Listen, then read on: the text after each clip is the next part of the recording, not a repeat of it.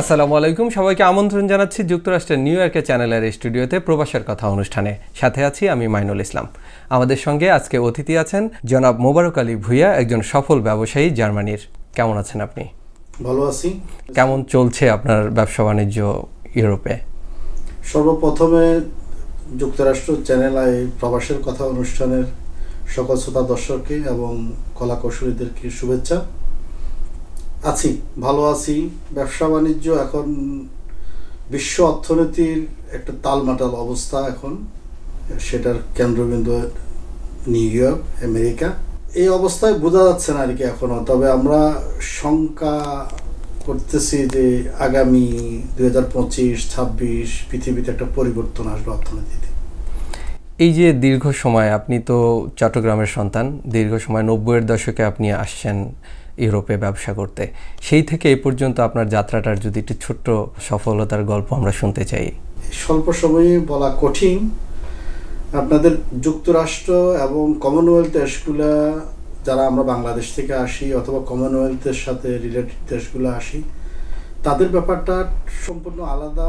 ইউরোপের দেশগুলোতে, বিশেষ করে ইউরোপের জার্মান, ফ্রান্স, এদের ভাষা আলাদা, এদের কালচার আলাদা, এদের লেখাপড়ার যে সিস্টেমগুলো সেগুলো আলাদা। সুতরাং আমাদেরকে শূন্য থেকে শুরু করতে হয়। আমরা তো আর একদম বাল্যকালে আসি নাই। আমরা যখন আসছি তখন আমি ইউনিভার্সিটির অনার্স লাইফ শেষ করে জার্মানিতে আসছি। তো ওই সময় একটা বয়সে আসার পরে আবার ইউনিভার্সিটিতে যেয়ে পড়ালেখা করবেন 7-8 বছর, 10 বছর, ওই ধরনের সুযোগটাও আমাদের ছিল না তখন। আর বিশেষ করে ইউএসএ, এই দেশগুলো হচ্ছে যে আপনার প্রবাসী বান্ধব দেশ, প্রবাসীদের দেশ বলাই চলে। প্রবাসীরা এই দেশটা গঠন করছে। প্রথমে ইউরোপিয়ানরা, জার্মানরা এসে এই দেশে আশ্রয় নিচ্ছে অথবা এই দেশের গঠন করছে।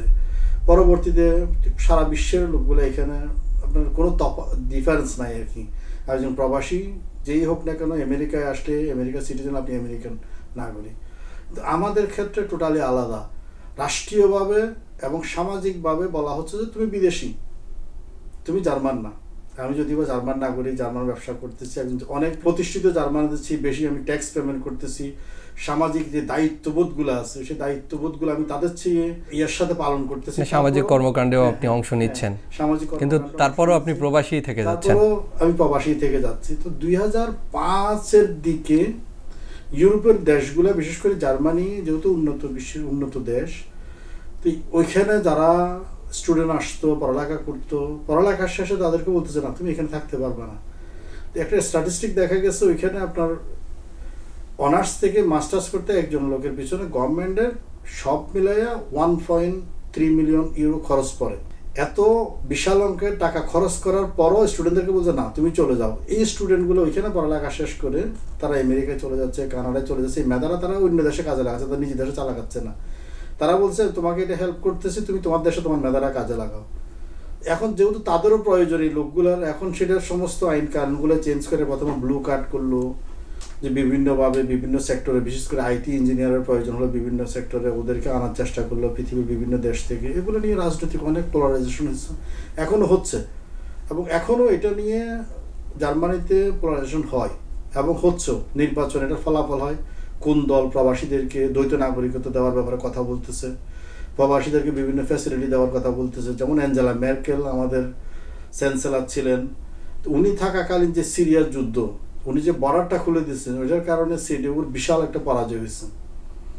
এর আগে, আজ থেকে 20 বছর আগে, অ্যাঞ্জেলা মেরকেল আসার আগে এসপিডি, সোশ্যাল ডেমোক্রেটিক পার্টি, ওরা যখন দ্বৈত নাগরিকত্বের ব্যাপারে সংসদের কথা তুলে বিলটা পাশও করলো, তারপরে এরা ওই সিগনেচার সংগ্রহ করা আরম্ভ করলো জনগণের থেকে। ম্যাক্সিমাম জনগণের বিপক্ষে ছিল, ওটা ইয়ে করতে পারে নাই। এই একটা কারণে তারা পরবর্তী ইলেকশনে হারিয়ে গেল।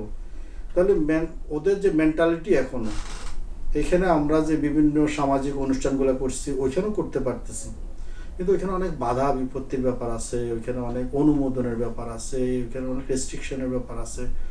তারপরেও এখন গ্লোবাল ওয়ার্ল্ডের কারণে মানুষ সারা পৃথিবী ঘুরে বেড়াচ্ছে, চষে বেড়াচ্ছে। আর এই আইন কানুনের কিছু সুযোগ সুবিধার কারণে প্রচুর স্টুডেন্ট জার্মানিতে বাংলাদেশ থেকে আসতেছে। এখন প্রায় 30,000-এর উপরে স্টুডেন্ট বাংলাদেশি। আমি ঠিক সংখ্যাটা জানি না, 20,000 জানতাম আজ থেকে 5-6 বছর আগে, তো এটা বাড়তেছে আরও।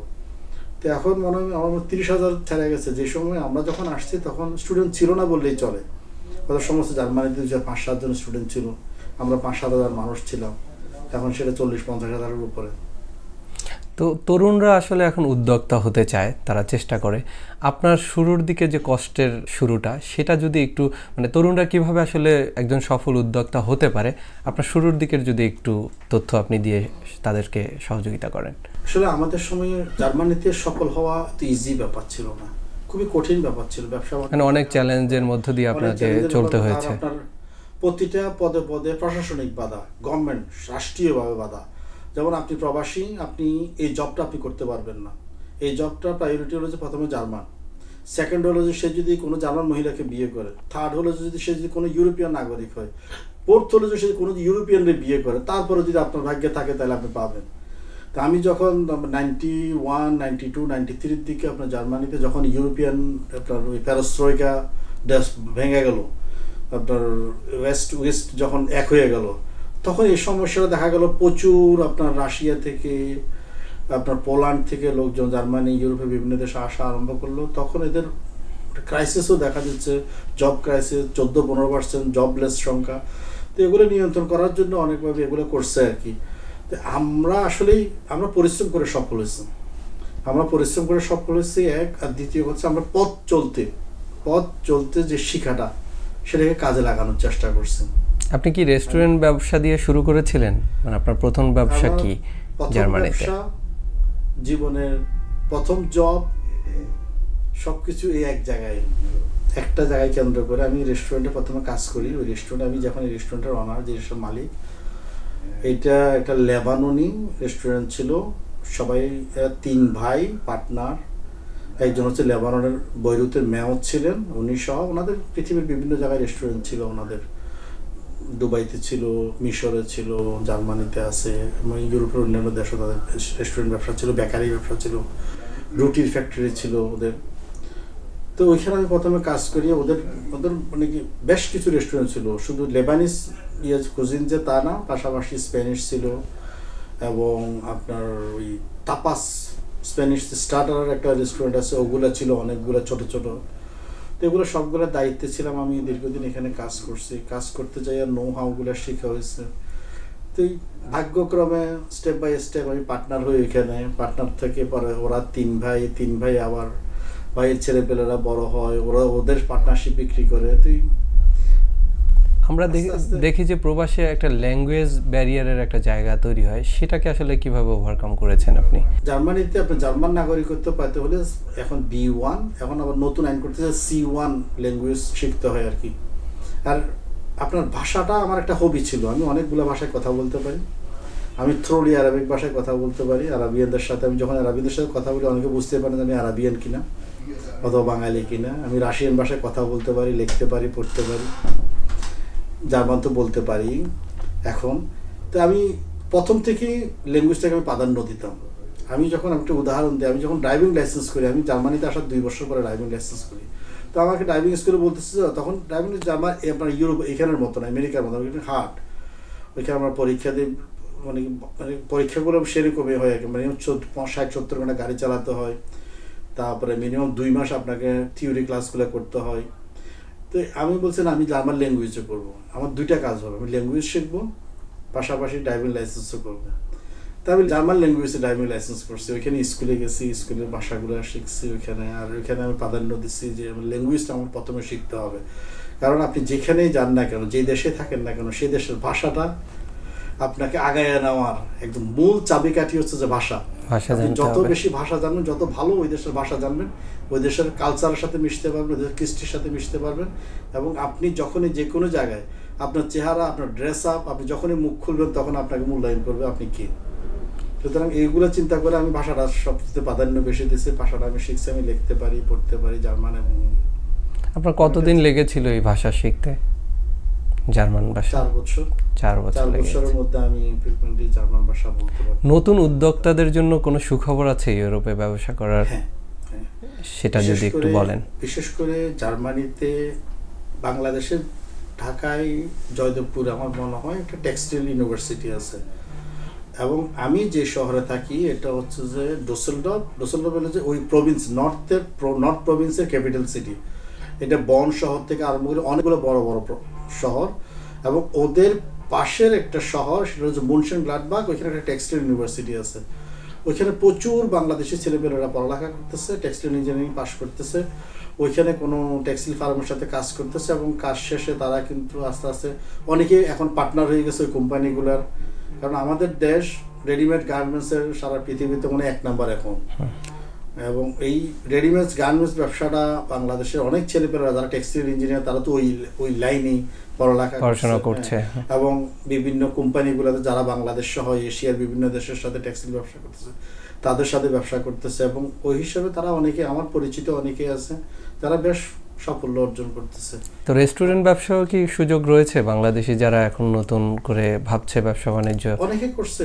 একসময় আমাদের বাংলাদেশে কোনো রেস্টুরেন্ট 2-1টা ছিল সারা জার্মানিতে, এখন অনেকগুলো রেস্টুরেন্ট আছে, এবং বাঙালিরা এটাও দেখাচ্ছে যে যেমন আমেরিকার মধ্যে, এখানে আমেরিকায় আপনি বাংলাদেশি রেস্টুরেন্ট মানে বাংলাদেশি নামেই রেস্টুরেন্ট, বুঝছেন, ঘরনা আরো অনেকগুলো মানে বাংলাদেশের যে চেইন নামগুলো আছে যেগুলো জনপ্রিয় সেই নামগুলোই রাখার চেষ্টা করে। এই নামগুলো দিয়ে ইউরোপের দেশগুলোতে আপনার ইংল্যান্ডে প্রায় 16 থেকে 18,000 ইন্ডিয়ান রেস্টুরেন্ট আছে সমস্ত ইংল্যান্ডে, কিন্তু তারা দেশের কোনো নাম রাখে না। 80% উপরে মালিক হচ্ছে যে বাংলাদেশি, কিন্তু তারা নাম রাখছে গান্ধী, তারা নাম হচ্ছে দিল্লি দরবার, অথবা এই ধরনের অনেকগুলো ইন্ডিয়ান, তাজমহল বিশেষ করে এই নামগুলাই, গণেশা, মানে বাঙালি হলেও তারা নাম দিয়েছে আসলে ইন্ডিয়ান। যে বাংলাদেশি রেস্টুরেন্ট, বাঙালি রেস্টুরেন্ট বললে আমি ইউরোপিয়ান কাস্টমার গুলো পাচ্ছি কি না, কারণ এখানে টোটাল ব্যবসাটাই ইউরোপিয়ান কাস্টমারের উপরে নির্ভর করতেছে। আমাদের কমিউনিটি তো ছোট, এখানের মতো এত বড় না। তো এখন অনেকেই বাংলাদেশি নাম দিয়েই বাংলাদেশি রেস্টুরেন্ট করতেছে, এবং আমাদের কমিউনিটি তো অনেক বড় হচ্ছে, এবং আমাদের কমিউনিটি থেকে তো কিছু কাস্টমার এরা পাচ্ছে, পাশাপাশি প্রবাসীরা ওদের আসছে। তবে ইংল্যান্ডের মতো আমাদের জার্মানিতে ইন্ডিয়ান খানা এত পপুলার না, তবে এখন হচ্ছে, কিন্তু বেলজিয়াম, হল্যান্ডে এদিকে আবার পপুলার আমাদের খানাটা, হল্যান্ডে বিশেষ করে, এবং ইংল্যান্ডে তো আছেই। আপনি তো ইউরোপের একজন সফল ব্যবসায়ী আমরা যতটুকু জানি, কিন্তু এখন যে নিউ ইয়র্ক বা যুক্তরাষ্ট্রে আপনি এসেছেন, এখানে আপনার ব্যবসার কোনো পরিকল্পনা আছে কিনা, মানে আপনি চিন্তা করছেন কিনা? আপাতত আমার এই ধরনের কোনো প্ল্যান আমেরিকায় যুক্তরাষ্ট্রে নাই, তো বলা কঠিন কখন কোথায় যদি ভালো কোনো সুযোগ আসে তাহলে হয়তো আপনার ভালো কোনো মনে হতে পারে পাই, এই ধরনের কোনো কিছু যদি হয়। অনেকে আমাকে বলতেছে এখানে, কিন্তু এখনো পর্যন্ত এই ধরনের কোনো চিন্তা ভাবনা করি না। প্রবাসীরা বাংলাদেশ নিয়ে অনেক ভাবেন, আপনিও নিশ্চয়ই ভাবেন, দেশে আপনার পরিবার পরিজন রয়েছে। বাংলাদেশে আপনার ভালো ব্যবসা বা সফল কোনো উদ্যোগ নিয়ে নতুন কোনো ব্যবসার পরিকল্পনা আপনার কি রয়েছে? প্রবাসীরা আসলে মন দিয়ে দেশকে ভালোবাসে। আমরা অনেকে অনেক দল মত থাকতে পারে, দল মতের ঊর্ধ্বে হলো যে আমি বাঙালি, আমার সবচেয়ে বড় পরিচয় আমি বাংলাদেশি, আমি বাঙালি, এবং দেশটা আমার। এই দেশের ভালো মন্দ যাই কিছু হোক না কেন, সে ভালো মন্দ সুফল আমরা সবাই ভোগ করব। আপনি হিন্দু কি মুসলমান, বৌদ্ধ কি খ্রিস্টান, কে কোন দল করেন, রাজনৈতিক যদি প্রেক্ষাপটে যায়, সবকিছুর পরও দেশটা আমাদের। এই চিন্তাধারায় যতদিন পর্যন্ত আমরা আসতে পারবো না, আমাদের এখানে ব্যর্থতা আছে। আমরা অনেক দূর আগাইয়া যাই, আবার পিছিয়ে চলে যাই, আমরা অনেক দূর আগাইয়া যাই, আমাদের জাতীয় ঐক্যের সমস্যা আছে আমাদের। তো এই জাতীয় ঐক্যের সমস্যা যতদিন না আসে ততদিন পর্যন্ত বাংলাদেশে ইনভেস্টমেন্টের যে ব্যাপারগুলো আছে, দীর্ঘমেয়াদী একটা পরিকল্পনা যে চিন্তাভাবনা মানুষ করবে, সে সুযোগটা আমরা তৈরি করতে পারি না এখনো। এবং প্রবাসীদের ক্ষেত্রে আমরা আপনি যারা নিউ ইয়র্কে আছেন, আপনি এখানে পুরানো বাঙালিদেরকে জিজ্ঞাসা করেন, তারা ম্যাক্সিমাম লোকজন তাদের বাড়ি সম্পত্তি যা কিছু আছে সবকিছু বিক্রি করে এখানে চলে আসতেছে, কিন্তু যে তারা নিরাপদ মনে করছে না। তাদের একদিন আগ পর্যন্ত সে বলতেছে যে আমি শেষ বয়সে বাংলাদেশে চলে যাবো, তো বাংলাদেশে আমার কিছু স্মৃতি থাকুক, আমাদের কিছু সম্পত্তি থাকুক, কিন্তু ওর ছেলে মেয়েরা দেখতেছে যে ওইখানে যায়া যে আইনের আশ্রয় নেবে অথবা কোনো কেউ সহযোগিতা নেবে, প্রশাসনিক সহযোগিতা নেবে। আমরা 100% নিশ্চিত যে আমার জায়গা সম্পত্তিগুলো অর্থাৎ আমার অর্জিত, আমার ঘামে শ্রমে অর্জিত সম্পদ আমি রক্ষা করতে পারবো কিনা জানি না। এবং সেটা যদি আমার ভাই বারাদাররা যদি তাও একটা ছিল, কার হাতে চলে যাবে, কে কখন সবল মারবে সেটা বলা কঠিন। সুতরাং আমরা চাই যে বিশেষ করে এখন প্রায় 2 কোটির উপরে প্রবাসী সারা পৃথিবীতে ছড়িয়ে ছিটিয়ে আছে, এদের জন্য সুনির্দিষ্ট নীতিমালা গঠন করা হোক এদের সম্পত্তিগুলো, এই যে অনেকেই অনেক কথা বলে, অনেক গভর্নমেন্ট অনেক কথা বলছে, যারা রাষ্ট্র ক্ষমতায় আসে তারাই বলে প্রবাসীদের আমার অনেক কিছু প্রবাসী, এই যে আমরা যে রেমিটেন্সগুলো পাঠাই, আমার রেমিটেন্স, আমি যেহেতু এটা প্রবাসী, এটা কি বলে, এটা ইনভেস্টমেন্ট, প্রবাসী ইনভেস্টমেন্ট, আমার ইনভেস্টমেন্ট আমি যখন ফেরত আনতে যাব আমার কাছে কত রকম কৈফিয়ত সেখানে দিতে হবে। যেমন আমরা এখান থেকে যাওয়ার পর আপনি যদি জার্মানিতে বাংলাদেশ থেকে $5,000 নিয়ে আসেন, আপনি যে কোনো একটা ব্যাংকে যাই আপনার পাসপোর্টটা শো করে আপনার $5,000 আপনি জমা দিতে পারবেন অ্যাকাউন্টে ভাঙতে পারবেন। বৃহৎ অ্যামাউন্টের তো আপনার জবাব দিতে আছে কোত্থেকে আসলো টাকাটা, ব্ল্যাক মানি কিনা সেটা আলাদা ব্যাপার। কিন্তু আমি তো $10,000 আমাদেরকে বাংলাদেশ গভর্নমেন্ট বলছে তুমি $10,000 ডিক্লারেশন ছাড়া নিয়ে যেতে পারতো, সুতরাং আমার এখানে কোনো এন্ডোর্সমেন্টের দরকার নাই, ডিক্লেয়ার দেওয়া দরকার নেই, কিছুই দরকার নাই। যেহেতু আমি বাংলাদেশ জার্মানি থেকে গেছি অথবা আমেরিকা থেকে যাচ্ছি, আমি তো এয়ারপোর্টে অথবা যে কোনো ব্যাংকে যাই বলতে পারি ভাই এই টাকাটা আমি জার্মানি থেকে নিয়ে আসছি, এটা আমার অর্জিত টাকা, এই যে দেখেন আমার পাসপোর্ট, আমি গত সপ্তাহে আসছি, আমার টাকাটা আপনি জমা নেন। কেউ নেবে? কোনো ব্যাংকে নেবে? কেউ নেবে না। এই যে আমরা জার্মানিতে, তো সেক্ষেত্রে অনেক প্রবাসী, আসলে বাংলাদেশি প্রবাসী যারা থাকেন, আপনারাও অনেক সংগঠিত, তো আপনাদের পক্ষ থেকে সরকার পরিবর্তন হতে পারে, কিন্তু আপনাদের পক্ষ থেকে এরকম কিছু তৈরি হতে পারে, যেই নীতিমালা তৈরি হতে পারে যার মাধ্যমে প্রবাসীরা সঠিক সেবাটা পাবে রাষ্ট্রের কাছ থেকে, দেশের কাছ থেকে, এমন কোনো পরিকল্পনা আপনারা করেছেন কি? আমরা অনেকবার বসছি, এই ব্যাপারগুলো নিয়ে আলাপ আলোচনা করা হয়েছে। আমাদের অনেকগুলো দাবির মধ্যে দাবি ছিল যে আমরা যারা প্রবাসে থাকি, বাংলাদেশের পার্লামেন্টে প্রবাসীদের একটা প্রতিনিধি দেওয়া হোক, যারা প্রবাসীদের কথা বলবে। ব্যবসায়িক ক্ষেত্রে বিভিন্ন সেক্টরে, চেম্বার অফ কমার্সে এই প্রবাসীদেরকে মেম্বার করা হোক সেখানে, তখন তারা তাদের কথাগুলো বলতে পারবে। আপনি আপনার সমস্যাটা যেভাবে তুলে ধরতে পারবেন, আমি এখানে বাংলাদেশ থেকে একজন মন্ত্রী এখানে আসা অথবা বাংলাদেশ প্রশাসনের কেউ এখানে আসা 2 সপ্তাহ অথবা 15 দিন ঘুরা সে সেটা বুঝতে পারবে না। এখন এমনও দেখতেছি যে যারা এই দেশে পৃথিবীর বিভিন্ন উন্নত দেশগুলোতে পড়ালেখা করে বাংলাদেশের দায়িত্বে আছেন, তারাও কিন্তু এখান থেকে যাওয়ার পরে জিনিসগুলোই ভুলে যান। এবং একটা যে ধারাবাহিকতা থাকে, আপনি তো একদিনে আমার দেশটাকে চেঞ্জ করতে পারবেন না, একদিনে এই 2 কোটি মানুষের সমস্যা সমাধান করতে পারবেন না। কিন্তু আপনি বলেন যে আমি এই কাজটা করবো, ওদের ভোটার আইডিটা প্রত্যেকটা দূতাবাসগুলোতে ভোটার আইডিটা দেওয়া হোক, এটা কার্যকর করা শেষ পর্যন্ত আমি আরেকটা পদক্ষেপ নেব না। এটা কতটুকু কার্যকর করতেছে তার জবাবদিহিতাটা আমি চাই। কিন্তু একটা কথা বলে ফেললো, পার্লামেন্টে বলেও ফেললো, আইনও পাশ হয়ে গেল, কিন্তু এটা কার্যকর আর হয় না। মানে কার্যকর পদক্ষেপটা আসলে দেখা কষ্ট হয়ে যায়, অথবা কিছু হলো না, তারপরে নেক্সট গভর্নমেন্ট সেটা চেঞ্জ করে ফেললো অথবা ভুলে গেল। মানে কি, সেক্ষেত্রে আপনার এই প্রস্তাবটা আমার মনে হয় একটা ভালো প্রস্তাব, যে সরকার পরিবর্তন হতে পারে, কিন্তু প্রবাসীদের পক্ষ থেকে যদি কোনো প্রতিনিধি থাকে, সেই ক্ষেত্রে এই কথাটা আসলে সংসদে উপস্থাপনা করা কিংবা রাষ্ট্রের যে কোনো সিদ্ধান্তে তার প্রতিনিধিত্ব যদি তিনি করেন, সেইটার একটা ভূমিকা তৈরি হতে পারে আপনাদের জন্য।